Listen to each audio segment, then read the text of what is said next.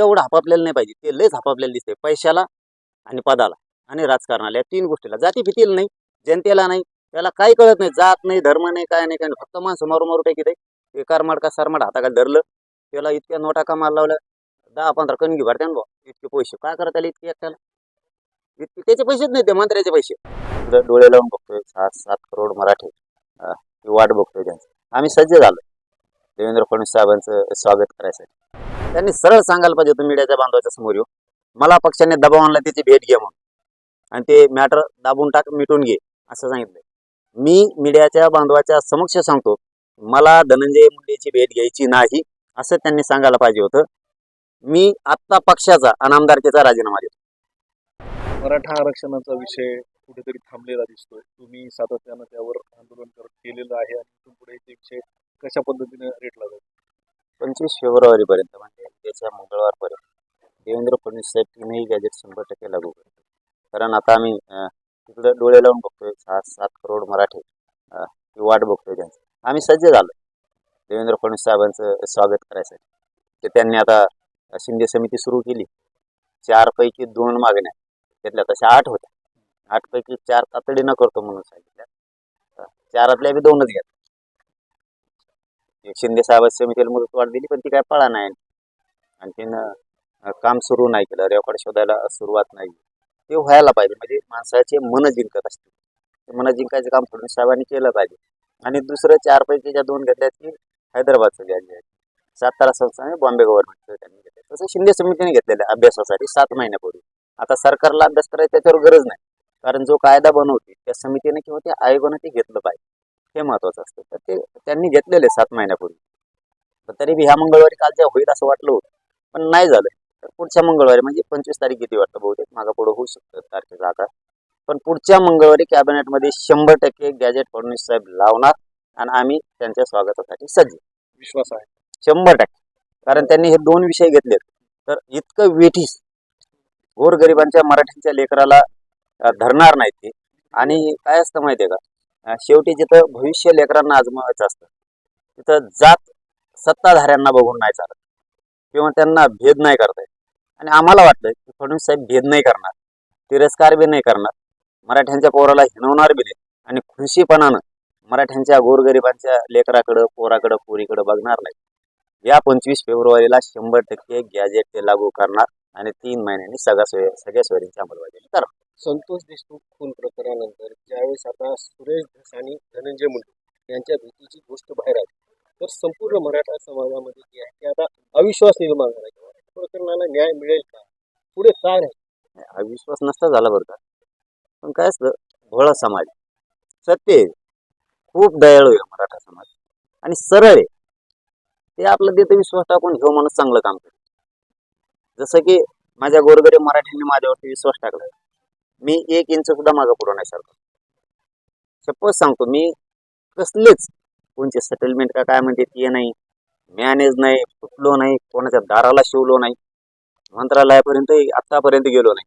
काय बोलायचं ते व्यासपीठावरतीच बोललो समाजासमोर.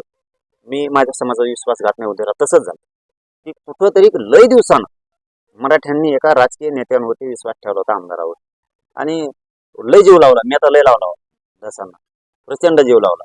वाटतच नव्हतं असं होईल. त्याला काय झालं एवढं भेटायला त्याला काय झालं? उलट त्यांनी असं करायला पाहिजे होतं, जर त्यांच्यावरती दबाव असला पक्षाचा की तू तिथं जाय, त्या धनंजय मुंडेकडे जाय, त्याची भेट घे आणि जरा ते मिटतंय का बघ, मिटून घे असं सांगितलं जणून काय अध्यक्ष बावनकुळे साहेबांनी सांगितलं ते मिटून घे. यांनी एक विश्वास जिंकणं खूप गरजेचं. लाट ही लक्षात आली पाहिजे, आणि ते मुरब्बी आमदार आहे, एका नवीन मंत्री पण राहिले. त्यांनी सरळ सांगायला पाहिजे होतं मीडियाच्या बांधवाच्या समोर येऊ, मला पक्षाने दबाव आणला, त्याची भेट घ्या म्हणून, आणि ते मॅटर दाबून टाक, मिटून घे असं सांगितलंय. मी मीडियाच्या बांधवाच्या समक्ष सांगतो, मला धनंजय मुंडेची भेट घ्यायची नाही असं त्यांनी सांगायला पाहिजे होतं. मी आत्ता पक्षाचा आणि आमदारकीचा राजीनामा देतो. राज्यात ना त्या माणसाला काय केलं असतं मराठ्यांनी सांगता नसता आला. 1,67,000 मतांनी पुन्हा निवडून आले असेल, जर उभा राहिले. लय जीव लावला, त्यामुळे मला त्या विषयात बोलायचं बी नाही, त्या विषय संपला बी माझा. बीडचं प्रकरण असेल, परभणीचं प्रकरण असेल, परळीतलंही अनेक प्रकरण आता समोर येत आहेत. न्याय अजूनही मिळाला नाही. बीडचा एक आरोपी आहे, परभणीमध्ये कारवाई झालेली नाही. काय वाटतं, एकूण गृह मंत्रालय सक्षम आहे का या सगळ्या? न्याय मिळणार नाही, न्याय कोणालाच मिळणार नाही. जर तुम्ही लोकांना येड्यात काढणार असला तर न्याय मिळणार नाही. ना सोमनाथ सूर्यवंशीला मिळणार, ना वाकोडींना मिळणार, ना ते मुंडेचे 2-3 मर्डर झाले त्यांना मिळणार, ना संतोष भायांना देशमुखांना मिळणार. न्याय मिळणार नाही, कारण यांनी कोणाला आणखी संतोष भाईच्या मॅटरमध्ये सहआरोपी केलं. चार्जशीटमध्ये आणखीन मोबाईल आला नाही, त्यांना कुणी सांभाळलं ते पण नाही आलं. त्यांनी कुठे घरी ठेवलं ते पण सहआरोपी नाही केले. गाड्या कोणी वापरल्या ते पण चार्जशीटमध्ये आणखीन आलं नाही. असे कित्येक तरी आहेत त्यांचे जे आरोपी आहेत त्यांची. ते काय नाव पण बोलते, सरमाड का खारमाड, ते मध्ये घेऊन पडले ते खंडणी मागणार त्यांच्या आणि त्या आरोपींच्या संपत्ती जप्त केल्या नाही.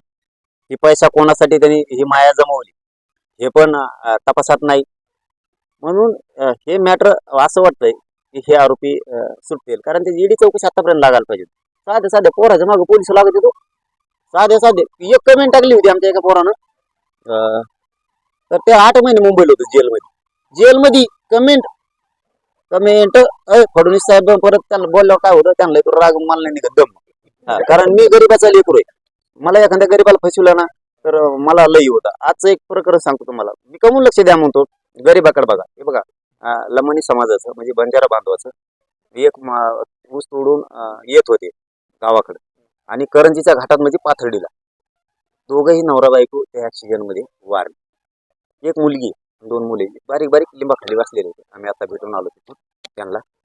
इतकी वाईट परिस्थिती. सरकारनं अशा लोकांकडे बघितलं पाहिजे. कुणी नाही, फक्त आजी. त्या लेकरांना सांभाळायला आता आजी. ते आजी असं सांगत होत्या की ऊस तोडून माझं पोरग हे लेकराचं पोट भरत होतं. पोट म्हणे ते पोट भरत होतं. इतकी विदारक परिस्थिती. सरकार अशाकडे बघणार नाही.